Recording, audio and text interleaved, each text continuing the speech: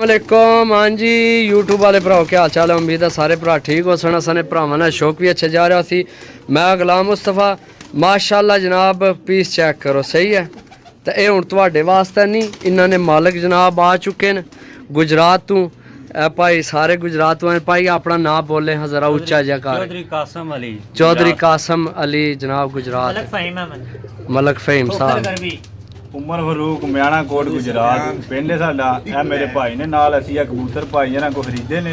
ਬੜਾ ਅੱਛਾ ਤਾਮਨ ਇਹਨਾਂ ਨੇ ਕੀਤਾ ਸਾਡੇ ਨਾਲ, ਬੜੀ ਖਿਦਮਤ ਕੀਤੀ ਇਹਨਾਂ ਨੇ, ਬੜੇ ਅੱਛੇ ਕਬੂਤਰ ਇਹਨਾਂ ਨੇ ਦਿੱਤੇ ਨੇ ਜਨਾਬ। सही है माशाअल्लाह। अल्लाह पाक तुहाडे नसीब करे। अल्लाह पाक जनाब तुहानू जनाब नसीब करे कबूतर। माशाअल्लाह कबूतर चेक करो, ये 70 कबूतर हैं। 5 नाल मैं दस्या सी, वो 2-3 विच फाल्टड सन सही है, लेकिन फाल्टड विच हुई कोनी कि उस्ताद जी? हाँ बिल्कुल जनाब फाल्टड हुई कोनी, एक लत कोनी, लेकिन इंशाल्लाह उसकी गारंटी है पूरी कबूतर उड़ती इंशाल्लाह अल्लाह ने हुक्म नाल सही है। तो बाकी जनाब गुजरात जा रहे हैं सही है। भाईरा ने अपना दिल सी कि असी जनाब तोड़ हाफसा लैन सही है। तो जनाब तोड़ लैन आए तो अल्लाह पाक अगे दुआ के अल्लाह पाक इन्होंने रिसीव करे। बाकी जनाब वो काटन मौजूद है, पैक कर सा इंशाल्लाह। तो मिल सा अगली वीडियो, तब तक इजाज़त दो। अल्लाह सुनने वाला, अल्लाह हाफिज़।